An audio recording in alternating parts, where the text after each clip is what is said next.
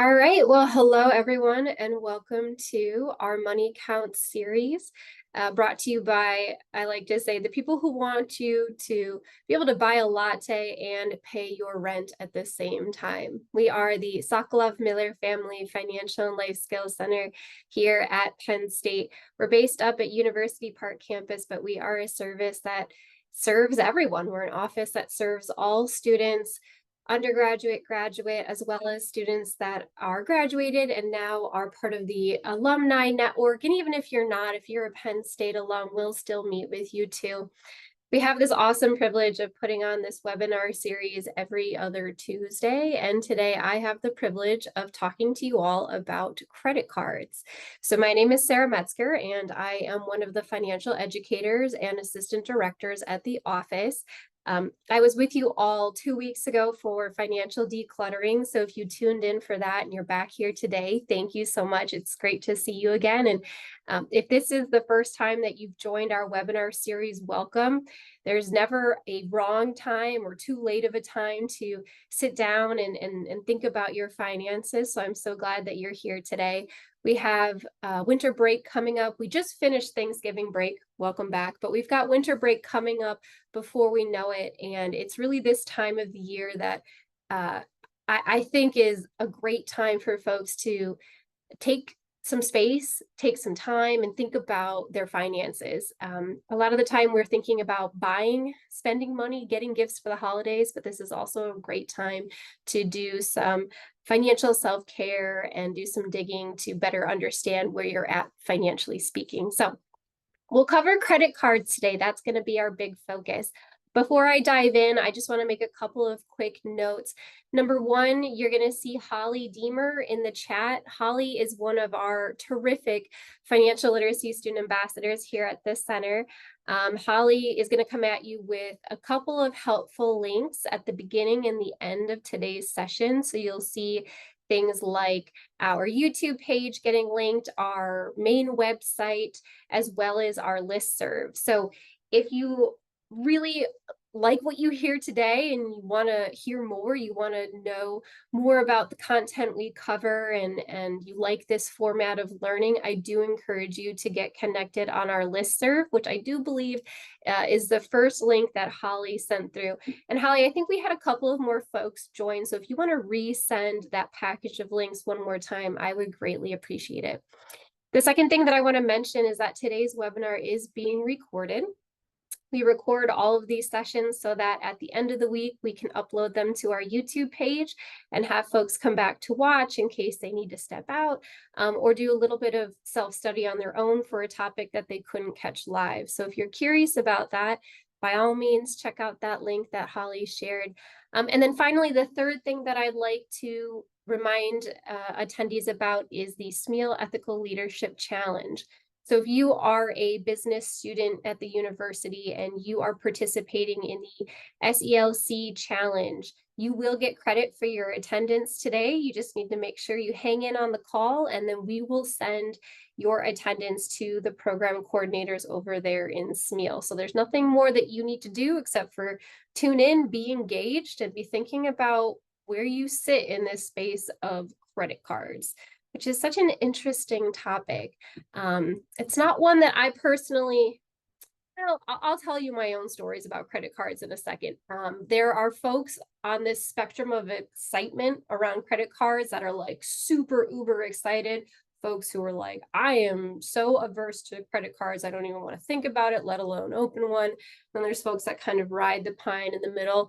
I would say I'm there, and we'll talk about I'll share a little bit about why I'm there, and we'll give you space to learn and think and hopefully move yourself. You don't have to be totally gung-ho and like a credit card aficionado by the end of this session. But if you're somebody who tuned in today and you're like, I don't really know a lot about them, or I'm a little nervous about credit cards, kind of averse, don't want to open one just yet, proceed with caution.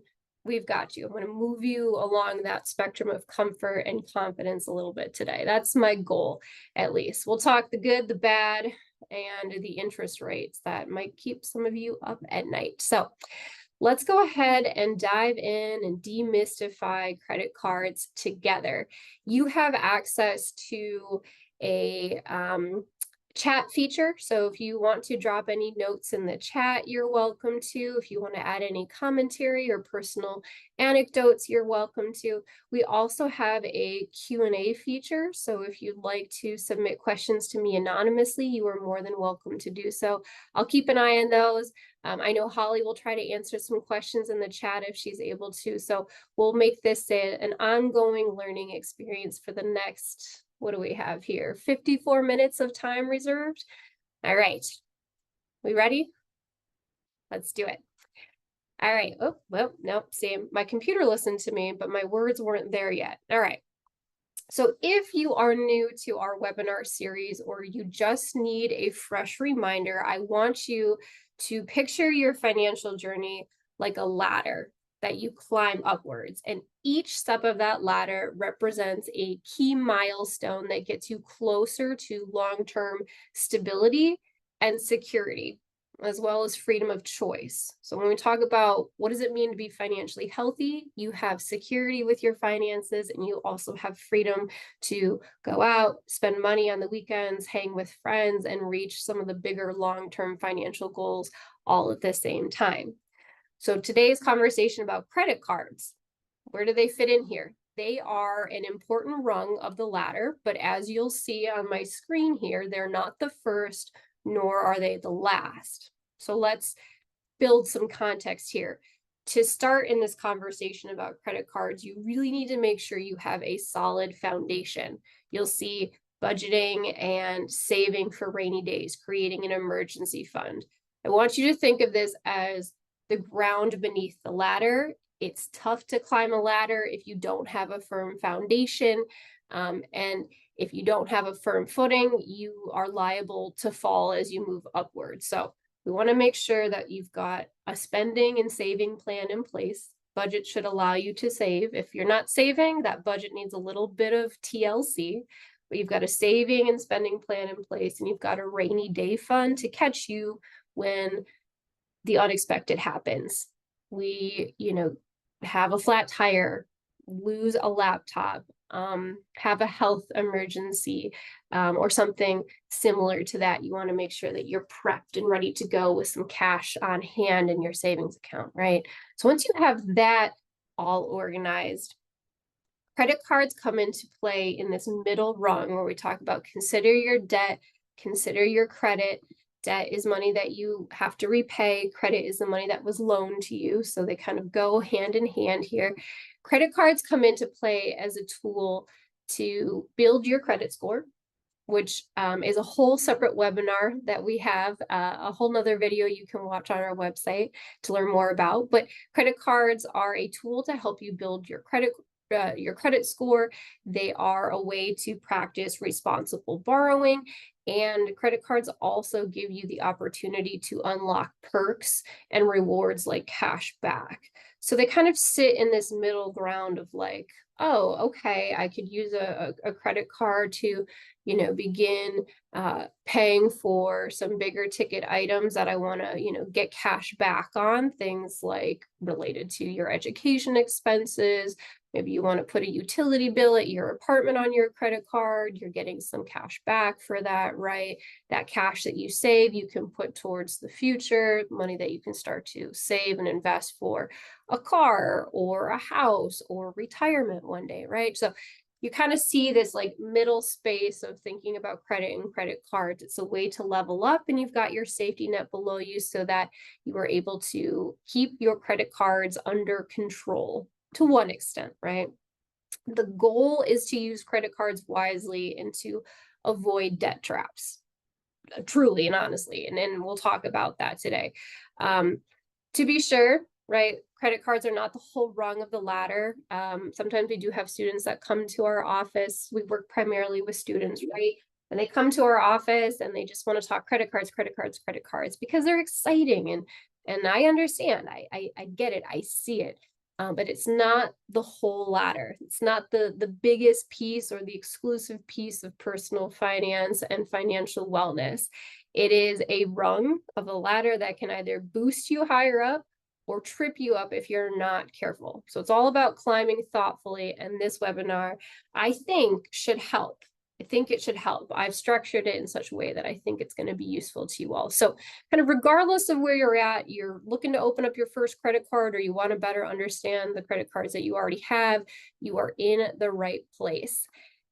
Knowing more can do nothing but help you, right? So let's focus specifically on those of you who joined in today and you're thinking about opening up your first credit card. You have probably heard from somebody else, be it a friend or a relative, or you saw somebody on TikTok or Instagram saying that, oh, credit cards, they're great for building credit, or, oh, credit cards, it's a financial death trap. Avoid credit cards at all costs, which are two very different statements to be making about credit cards. So who's right in those situations?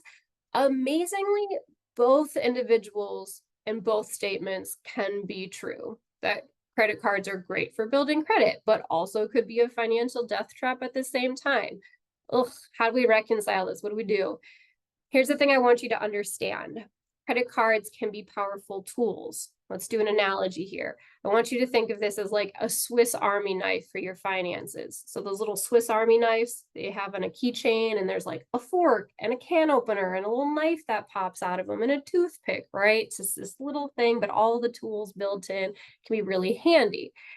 But if, excuse me, but if misused, they can be like that knife, surprisingly sharp in all the wrong ways. And when we talk about being sharp and dangerous with our finances, like that's no joke. It's not a hospital visit, but it definitely could be a very broken or injured bank account, right? Among other things. So let me just kind of leave you with that metaphor. We've got two really like opposite spectrums of credit cards as like a very powerful tool or potentially very dangerous tool in the wrong hands. I want to make sure that you know as much as possible about how to use these tools responsibly and wisely so that you are able to just reap the benefits. Let's take a look.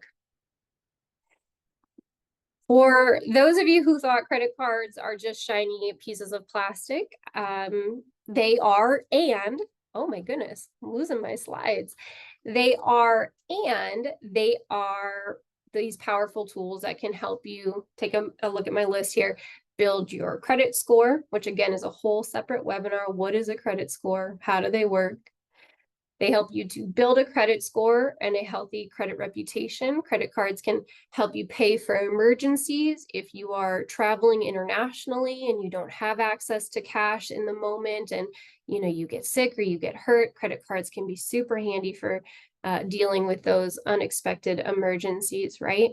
And credit cards, like I mentioned earlier, can also help you earn rewards. So there are these really nice kind of exciting and enticing perks that are built in to credit cards. They also have some consumer protections, and they are often connected to an online dashboard that allow you to keep really close eye on your spending. So they have some built-in security features and some ease of use features as well that are pretty desirable to a lot of people, college students included. Now, as a quick note, because I mentioned credit score and I said, well, we've got a whole nother webinar on it. I can't say much about credit scores beyond just for the sake of time, that using a credit card to build a credit score, to build a positive and reputable credit history is crucial, especially as you prepare for milestones like renting your first apartment or financing a car, getting a car loan, or getting a mortgage to buy a house one day. Lenders, landlords, and sometimes even employers are going to check your credit score, and it's a snapshot of your financial trustworthiness. It may mean the difference between getting the housing you need or the job that you need. So be mindful of, like, here's this plug. Credit cards can help you build a credit score. What exactly is that credit score? It's something that's really important. We have a whole nother webinar that you can watch addressing credit. We've got a self-study module on our website, as well as some other information. Holly, if you could one more time send our YouTube page and our website link through the chat, I think that'd be really helpful to point people back to that. So we've got credit cards as a benefit. Then we've got, what about the flip side? What about the cons? On the flip side, credit cards are not free money, much to the dismay of some of the students that we meet with who, that wasn't their fault. They didn't understand how credit cards work. It feels like free money. They're not free money, even though I know it sometimes feels like it. And this causes people to overspend. What's more is when people use credit cards and they're buying things with their credit cards that they really can't afford, they're going to end up paying potentially hundreds, if not thousands of dollars more in interest and fees to the credit card companies. So when I said earlier that some people call credit cards financial death traps, this is what they're talking about. That like, yeah, there are a lot of benefits to a credit card, right? But at the same time, if used irresponsibly, they could be a very costly financial tool, which is, not a tool in and of itself anymore. It's not helpful. It's just harmful. And that can really set people back in their journey towards financial wellness. It can make it more difficult to save money, to be debt-free, to be able to borrow responsibly and get a loan for a car or a house or get approved for the housing that you need, right? So we want to be careful. We want to be cautious. If you understand how credit cards work and you have a solid budget that prevents you from overspending, you honestly will be able to reap the benefits almost exclusively of what you see here on the left side of the screen, these pros. We'll talk a little bit more about fees and interest and how they work, but credit cards are popular for many reasons. One of them being that if you are a savvy credit card user, you are using that credit card for free and you're getting nothing but the perks as a result of it. So that's the really exciting opportunity that credit cards present to you. We'll talk more about that. I'm going to pause for a minute because I saw some activity in the chat coming through and I just want to check in on a couple of quick questions. I'm answering the one question privately. Okay, the second or first one, Holly? Second question. Horrific. And then just as a reminder for anybody who might have hopped into the chat, into the webinar a little bit later, when we talk about credit cards and like this full pathway to financial wellness, having a budget, having a rainy day fund, establish some money saved for emergencies is like step one, step two, before we really start to save some space, hold some space. I'm seeing memes in my head here, to really start thinking more critically about credit cards and how we can leverage them to allow us to move forward in our financial journey. So for example, let's say, we'll talk more about this, but if you have a credit card bill that you have to pay each month, which you do, if you for some reason were to lose your job, if I were to lose my job tomorrow, I still am going to have a credit card bill that I need to pay in 4 days on December 7th. If I don't have an income, where am I going to get the money to pay my bill? This is where having a rainy day fund, that emergency fund set up prior to operating in the space of credit cards is important. So it's in that third rung of the ladder that we think about credit cards more seriously. Okay. Great questions coming through. Keep them coming, y'all. Keep them coming. So we've got the considerations out there. Let's take a look at the nuts and bolts of how credit cards work. What is going on with a credit card? Like, it's easy to use. There's perks. There's some risk. Do I need to know more? And the answer to me is, yeah, there is more to understand about how these actually function. They can seem magical in a way, but it's not all Hollywood magic here, having a credit card function. So let me tell you about it, right? Credit cards let you borrow money up to a limit, which the bank is going to set based on your credit worthiness. So again, a nod back to learn about credit scores. A high credit score is going to mean that a bank will probably give you a higher credit limit. You might have a credit limit of $10,000 versus somebody who has a more adverse credit score where they maybe only have a credit limit of $1,000. If you don't need any more than that, then not a big deal. But if you do, for some reason, having a more adverse or a lower credit score is going to be an obstacle to getting that increased credit limit. And again, we could get into the weeds on that. This is really like learn about credit cards, go learn about credit scores, and this will start to make more sense to you. But anyways, back to what I'm trying to tell you about how these credit cards work. So the financial institution is going to let you borrow money up to a limit, and that institution is going to set the limit based on your credit score, your credit worthiness. And then in return, you promise to pay it back either in full or with minimum payments that come with interest. So credit card companies, like, they want to make money. It's a company, and we're here in the US, right? Companies want to make money. How does a credit card company make money from credit card holders? They make money when people aren't able to pay back their bills in full. So for example, if I swiped my credit card for $100 last month and my bill comes for $100, but I can only pay the minimum, which the bank tells me, oh, the minimum that I have to pay is $40. Well, if I only pay $40 and I have $60 still outstanding, they're going to charge me a percentage on top of that outstanding balance. And that's how credit card companies make money. There's a lot of money to be made in the world of credit cards in this particular industry. Now, credit card companies don't have to make any money from you.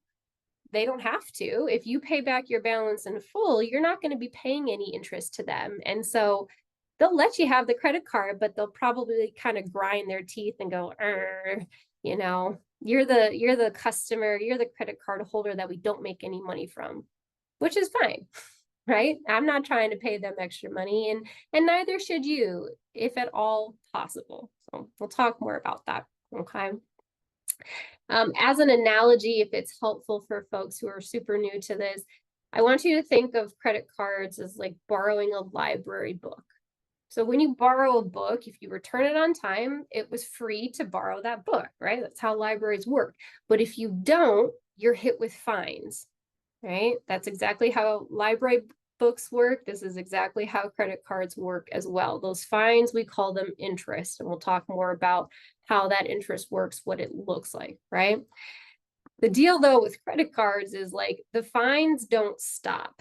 That's the only difference with that analogy. The library might hit you with a fine one time because you forgot to return the book on time, or maybe you just never returned it at all. But credit card companies aren't going to stop. They're going to keep hitting you with those interest fees upon fees upon fees. And this is, we'll talk more, but this is where credit cards start to get scary to some people. It's why, again, financial death trap is terms that I've heard to describe credit cards before, but doesn't have to be that way. Doesn't have to be that way. To take it a step further, because I think like the last slide is clear to most people who have a credit card, like, oh, I got a credit card, I have $1,000 on that credit card I can spend, I will swipe, get a couple things, pay it back, and the cycle repeats. Pretty simple, but there's more to it. This magic of credit cards, this ease of use, and all I got to do is, you know, I got to take my phone and I tap it here, or I swipe my card there, and voila, my merchandise is paid for in a fraction of a second. I get to walk out of the store a happy camper. Like, it seems magical, it seems simple, but honestly, the magic of credit cards, like magic in general, it's just going to be reserved for like Disney World and Harry Potter. In the real world of credit cards, there is a really powerful network working behind the scenes that lets merchants, so stores like Walmart, or Best Buy or Trader Joe's, there's this network working behind the scenes that lets these stores and financial institutions like Chase, or Capital One, some of these banks that we've heard of, this network allows these stores and financial institutions to talk to one another, to approve transactions, and to also transfer funds to one another. So that's actually what's happening in that like fraction of a second when you swipe your credit card. There's actually some behind the scenes action happening there. So follow me here in the graphic on the screen.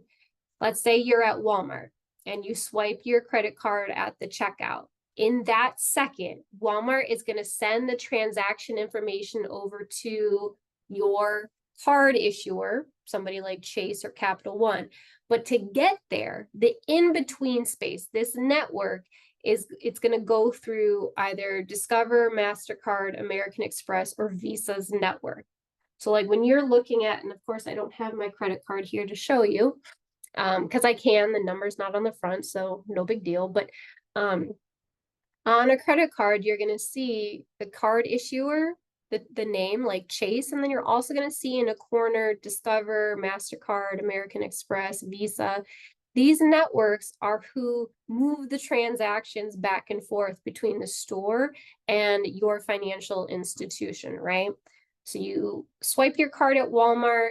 Walmart sends a transaction to Visa, for example. Let's say the network provider with your card is Visa. Visa is going to send that transaction over to Chase. Chase is going to review the transaction and they're going to either approve or deny it based on your available credit limit, or sometimes, things look a little fishy. Like I just tried to book a honeymoon for my husband and I, and my credit card was declined because Chase said, "Is this really you? Are you really trying to book this trip to Mexico?" Like, yes, I am. So the card issuer is going to approve or deny that transaction and then send it back over to the network.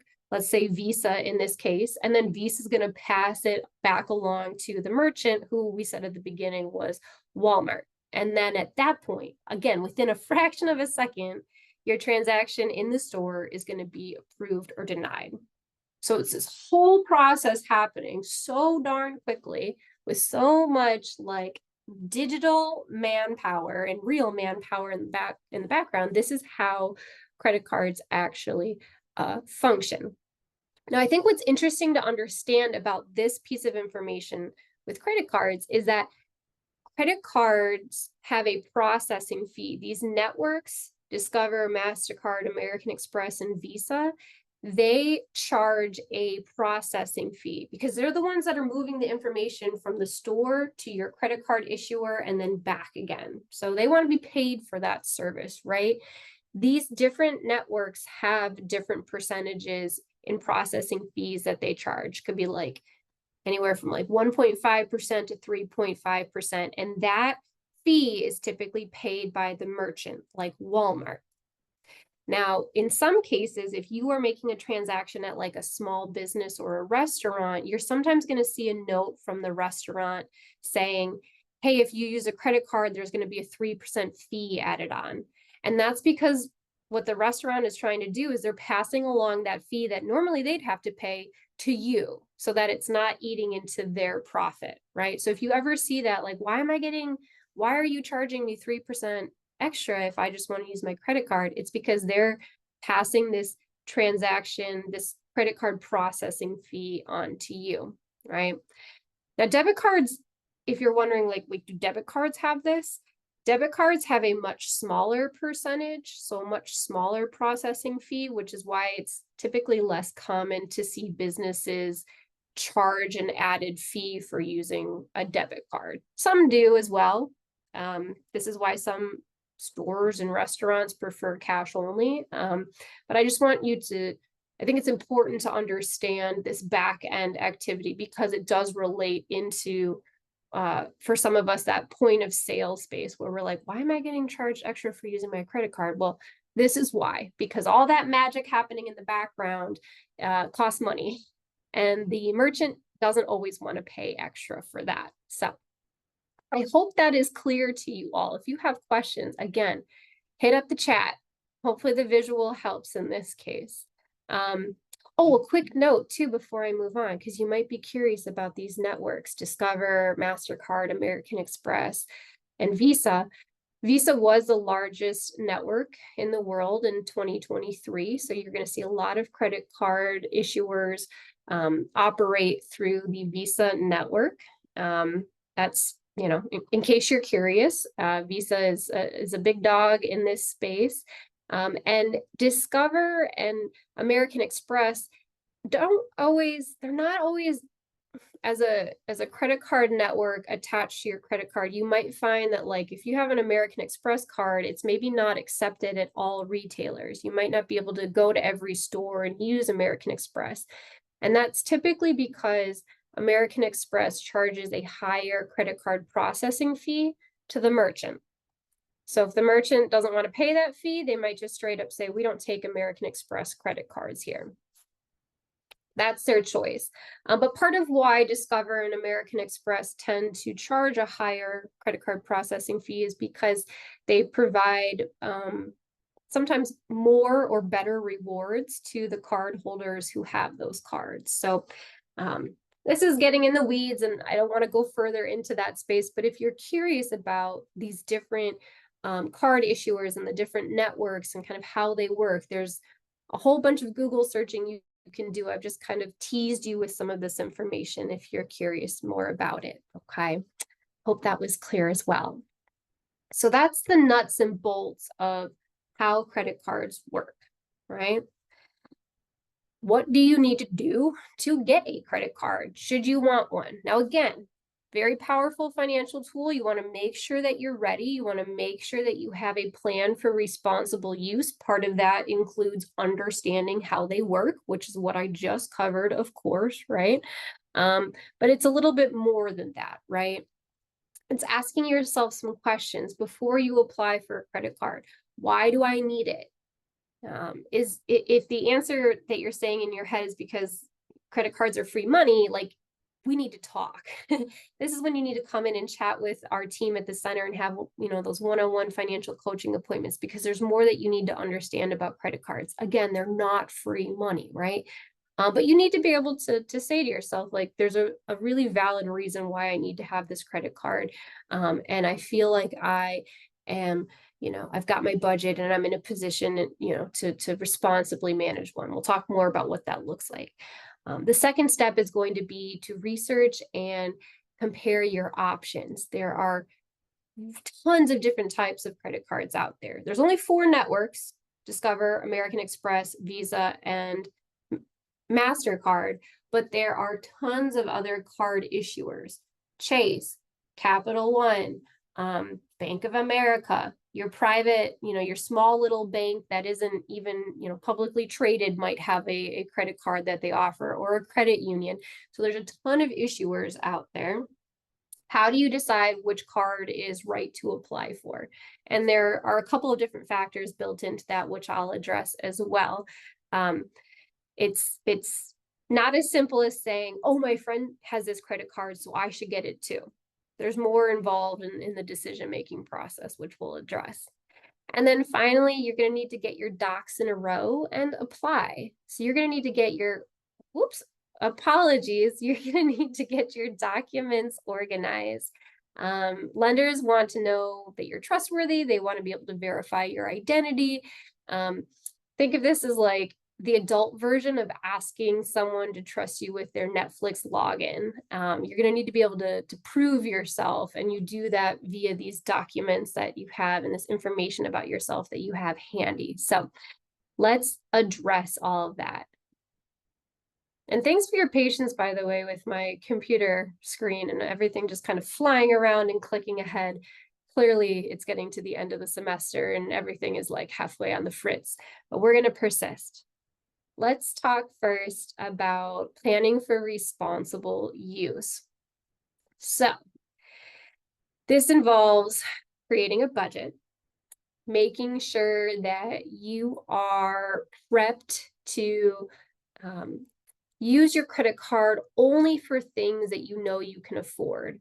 I like to say, treat your credit card like your debit card, where you're only spending money that you know you already have and can use to pay back the bill at the end of the month or next month when it comes due, right?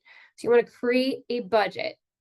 Doesn't mean that if you have a credit card, you just ignore your budget. You need to make sure that budget is established and accounting for a credit card bill payment. And again, fresh reminder that budget should allow you to save money. If opening up a credit card is now, opening a card, using it, paying back the bill is detracting from your ability to save money for your financial goals, like you need to take a good hard look at your budget and how worthwhile it is to have a credit card at this time, because you should always, always, always be saving at least a little bit of money. Doesn't have to be a lot, but at least a little bit of money for the rainy days and the fun things in the future that you'd like for yourself. Okay. So we've got create a budget as your first action item in planning for responsible use. From there, I want you all to consider turning on automatic payments for your credit card bill when it comes due every month. Life is so busy. You got classes and work, right? Some of you are a student and you work part-time. Some of you are staff and faculty, you're full-time employees as it is. You got classes, you got work, you got personal lives, you got, doom scrolling on Instagram to cope with the exam that you had earlier, this week or right before break or whatever, right? We got these like marathons of social life that we go through. And it becomes easy to forget that, oh yeah, we got bills to pay. And if you miss a bill payment, that's a big uh-oh, right? Auto pay ensures that you never ever miss a payment and that you avoid late fees, which can be so pesky. If you're not paying your credit card bill on time, you're going to get hit with a late fee.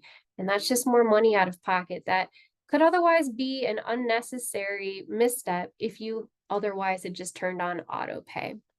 Another benefit is that when you turn on auto pay, it's going to get you those on-time monthly payments. And going back to that credit score, it's a huge factor and a huge plus. It helps you to improve your credit score. So lots of wins there. Definitely consider turning on auto pay.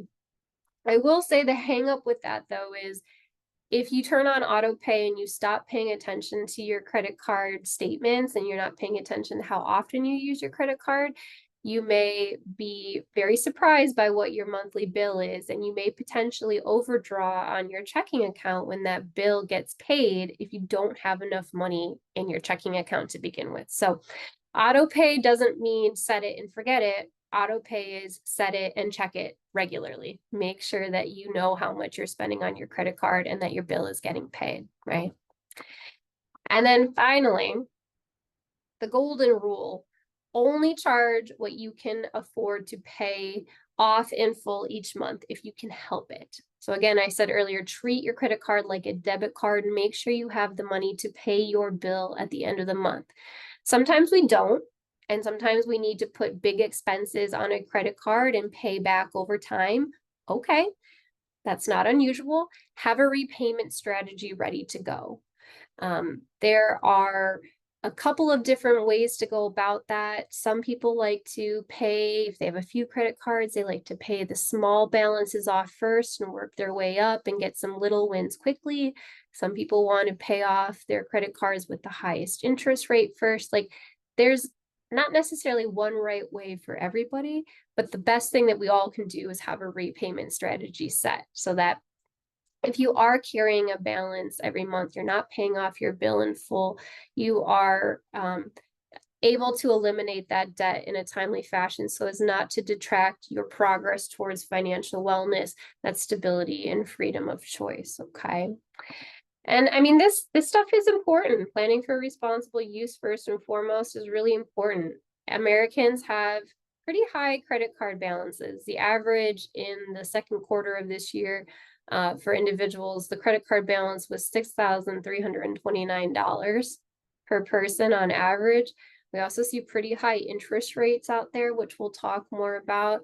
We've got over $1 trillion in credit card debt here in the US, and we see it just continuing to rise over time. So it's no joke that, like, if you want to get into the credit card space, you got to make sure you have a plan to use that credit card responsibly and that you can actually afford to have that credit card. Okay. All right. Onward to that second step: research and compare your options.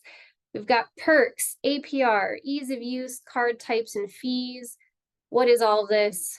I will promise to break it down for you. The only one that I'm not going to break down too intensely is ease of use. It doesn't get its own slide, and that's only because it's a pretty simple explanation, I think. You want to make sure that your credit card is easy to use. That might mean having a credit card that can get connected with your phone for your digital wallet and being able to pay that way, or that you have a credit card that will travel internationally with you. Those of you who are planning to study abroad as students are going to want to make sure you have some sort of debit card or credit card that will travel with you while you're studying abroad and that you can use, right? Or maybe you want something with paperless billing or an online app or an online dashboard that you can log into to continue to manage that credit card and your payments, simple customer service, all of that kind of stuff, et cetera, et cetera. You want to make sure that the card is easy to use in all the ways that matter to you. So that's simple, but there's more to research and compare here. So this is why I have other slides for you to consider. There are different credit card types out there. So I don't just mean like Capital One, Chase, Bank of America. Like those are different credit card issuers, but there's also different types of credit cards. You've got your standard credit card, which is what we think of when we think of credit card. You got a secured credit card, a charge card, and things that we call student credit cards. So, well, how are these all different and what's important to know? When it comes to, and I'll start with student credit cards because that's primarily the audience that we have here today.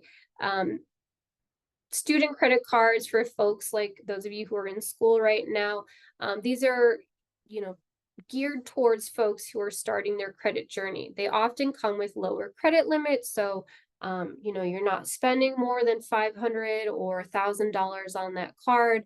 They typically don't have an annual fee, so you're not going to be charged just to have that card open and to use it over the course of a year. And they sometimes have perks like cash back on textbooks or streaming subscriptions, all the kind of things that students buy while they're in college. So if you're a college student and you don't have a credit card yet, it's probably worth Googling student credit card. That might be a good fit for you, as these cards can be best for learning how to manage credit, essentially with training wheels, I think is what we'd call it. Learning to manage credit with training wheels. Another credit card that I want to point out, because it's often one that folks don't understand or haven't heard of, is something called a secured credit card. You need a deposit upfront for this type of credit card. So you're typically going to give to this credit card company $500, let's say, or $1,000 upfront, that deposit. And that's going to be equal to your credit limit. So you're essentially borrowing from yourself with that credit card. This is a good type of card if your credit score needs a little TLC or you're starting from scratch. International students who might be in the call, this might be a place to get started with building credit here in the United States with a secured credit card. They tend to be easier to open. And again, because you're fronting the money that you'll continue to borrow and repay, there's not as much risk with the credit card issuer. They don't worry about you as much because they already have your money in case you fail to stop making payments for some reason. That's a secured credit card. Okay. Charge cards. I don't ever really see these much anymore nowadays, but a charge card typically has no spending limit, but the balance has to be paid in full each month. This is not a kind of card that's going to be available to just anybody, simply because there is no spending limit and the requirements for repayment are pretty intense. Somebody who is in a secure and pretty free financial position is going to be able to access a card like this. But if you're a college student just starting out, this is not going to be where you begin your credit card journey, not with a charge card, but more likely a standard credit card, secured card, or a student credit card. Okay. Now let's talk about the costs of borrowing. So I keep talking about costs, these interest rates. You saw APR on an earlier slide. What do we have going on here? Because credit cards, if If you're savvy and you have a plan, you don't necessarily have to pay extra for a credit card. But there are occasions where you might, and I want you to be familiar with how this works so that you're not surprised. First thing I want to note is APR, annual percentage rate. This is essentially the interest that you will pay if you carry a balance on your credit card. So I said an example earlier. I spent $100 on my credit card last month. I paid the minimum requirement this month, which is $40. I've got $60 still outstanding that I have to repay. I'm going to be charged interest on that outstanding $60 that I still have to pay back. Now, generally speaking, credit card companies are not going to charge you interest on purchases that you pay or on your purchases if you pay your entire outstanding balance by the due date. So again, if you want to be that person who credit card companies don't love because they don't make any money off of you, you're paying back your balance in full. So if I spent $100, I'm going to pay $100 towards that bill payment and just get it back to zero, not have to pay any interest whatsoever. Don't have to pay any of that extra money back to the bank or back to the credit card issuer. Woohoo, for me, too bad, so sad for the credit card company, but like, I don't want to give away any extra money more than I need to, and you probably don't either, right? So this is why we plan for responsible use first. But back to this, how this all is working. If you carry a balance on your credit card, each purchase, it gets a little complicated here, but each purchase will usually begin to accrue interest on the day the transaction is made, and that is added to your outstanding balance at the end of each billing period. So this is where some math gets involved. If you're math averse, you're going to look at this and go, ugh. But it's really important to understand how this works if you, for some reason, are not able to pay your balance back in full, right? And we saw that many Americans have outstanding balances. This is happening to their balance day over day over day. So let's try and break this down here for a second. I've got an example on the screen. Let's say that your credit card has a 22% interest rate at APR. This means that over the course of a year, remember annual percentage rate, over the course of a year, you'll pay 22% of your balance in interest. It's not entirely that simple though. It gets trickier. APR is applied daily. And so that's where you see the example on my screen. You're going to take your APR and you're going to divide it by 365 days to figure out what your daily rate is. In this case, you've got, a fraction of a percent on that, right? 0.00. I think I have too many zeros there. I think it should be 0.06%. If you owe $5,000, you'll be charged that daily rate of 0.06% on top of that money. It's going to be about $3 a day. You're going to multiply that by 30 days in the billing cycle, and you're looking at about $90 in interest for that 1 month. It still gets even a little bit more complicated beyond that. There's some more information to still unpack, but I don't want to scare anybody away from understanding APR. So I'm just going to leave it at this bite-sized chunk that when we see 22% or some number, 24% or 30% APR, that's going to be broken down over the course of a year. And every day you're going to be charged a little bit, a fraction of a percent of interest on whatever your outstanding balance is, or an average of that for the month. Okay. So this is how people sometimes see their credit card bills increase over time. Even though they're making payments each month, if you're not paying back the balance in full, you're only making a $40 payment each month, but you've got $5,000 outstanding. Sometimes we see people's credit card balances just build and build and build and build. They see the inverse of what they'd like to happen. So instead of shrinking their balance, it grows. And that's stressful. That's an obstacle towards financial wellness that can be hard to get past. And so again, if you're early in this journey with credit cards, being proactive, understanding as much as you can, and having a plan for responsible use is essential. I don't want APR to get you down and be the reason that you get stuck in your personal finance journey towards wellness, okay? So that's APR. In a complicated nutshell, but I hope you follow with me on that one. I'll share at the end, there's tons of calculators online that can help you calculate APR with your credit card bill. So don't stress about trying to do the math yourself. There's calculators out there. The second thing I want to make mention of is fees galore sometimes with credit cards. They have sometimes annual fees just for owning and using the credit card. For example, I have a airline miles credit card that charges me $95 a year just to have that card and use it. It's worth it for me, but it might not be worth it for somebody else. And you have to be able to decide that for your on your own, right?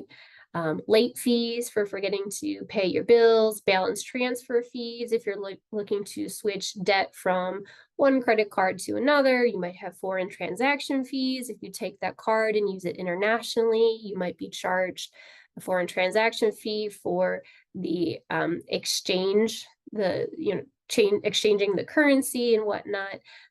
So just keep in mind, like there's a lot of fees that could be attached to your credit card. The takeaway here is read the fine print. That's where these fees are going to be hidden. And they're not hidden if you read, but they're going to feel hidden if you don't. So make sure you're on the lookout for things like that. So that, again, if you want a low cost or free credit card, you can get one for yourself. You just have to understand the terms and conditions. So always, always read that fine print.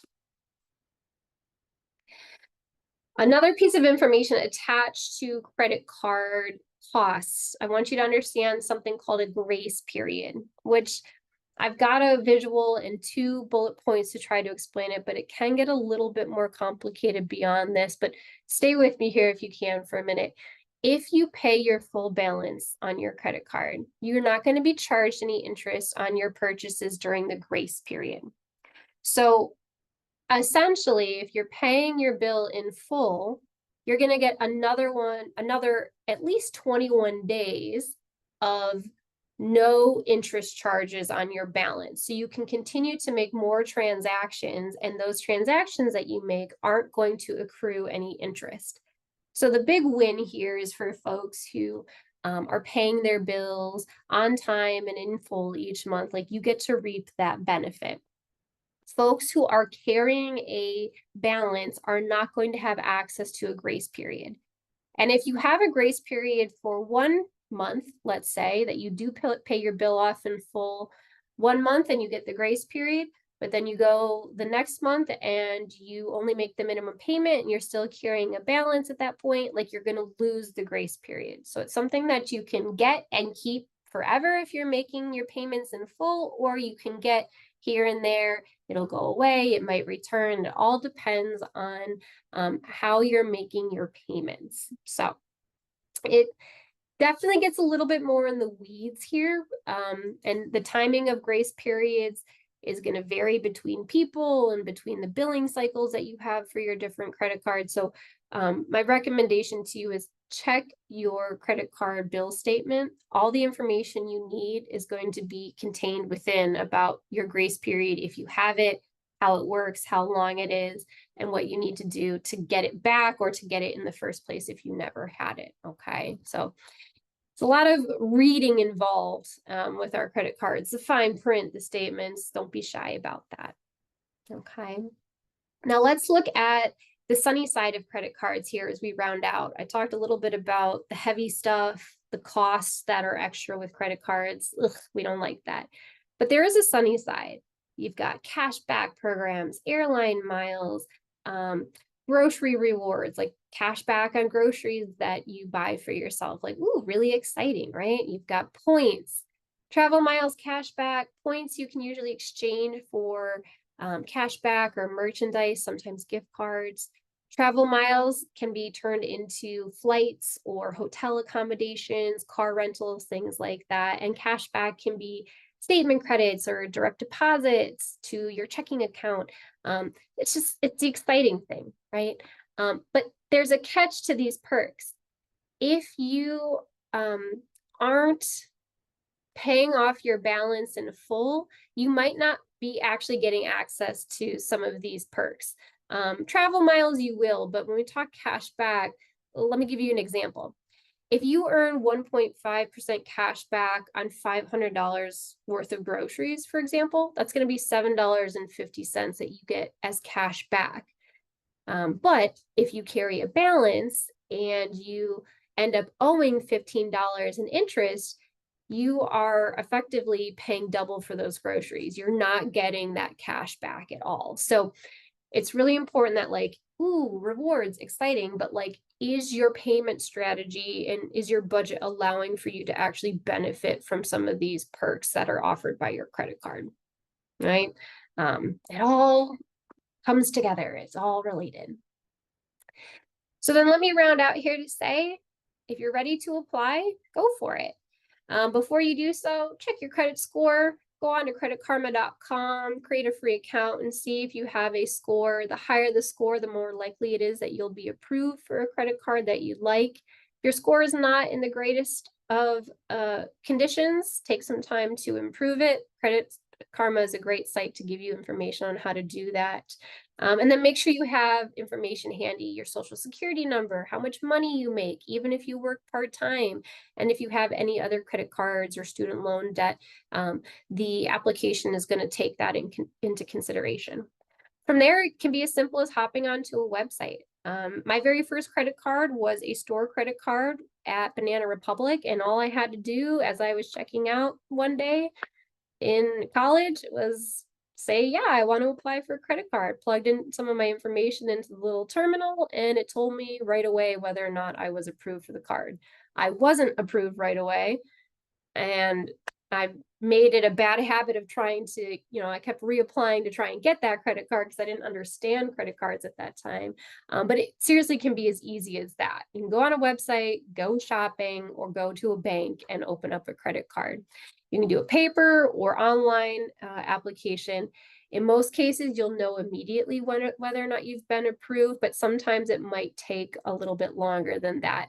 If you get denied, you will receive what we call an adverse action letter, which is something you receive within 10 days explaining why you weren't approved for a credit card. And that can be some really important and insightful information if you're trying to take corrective action, or you're really serious about trying to open up a credit card for yourself. There might be some more going on that these letters can make clear to you all.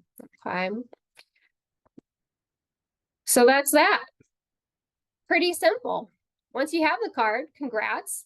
Set up your online account, turn on auto pay, right? Pay attention to the grace period, track your spending, monitor your credit score, do all the things that you said you were going to do in order to be a responsible credit card holder, okay? Now, as we round out, I just covered a lot of information. I'm sure there's probably some questions. I will happily answer some here, but know that if you are a student, graduate, undergraduate student, or you're an alum, you are welcome to meet with a member of our team to talk one-on-one about your credit card questions. Current enrolled students can schedule via Starfish. Otherwise, everybody else can send an email to finlit@psu.edu, which I do believe Holly will put into the chat. Otherwise, I'd say hop on our website, check out our resources, stay connected so that if you do have more questions, you can get them answered, or go down the rabbit holes that inevitably open up as we start to explore one area of our finances. Budgeting, saving, investing, all of this starts to kind of open up for us, and we explore more at that point, right?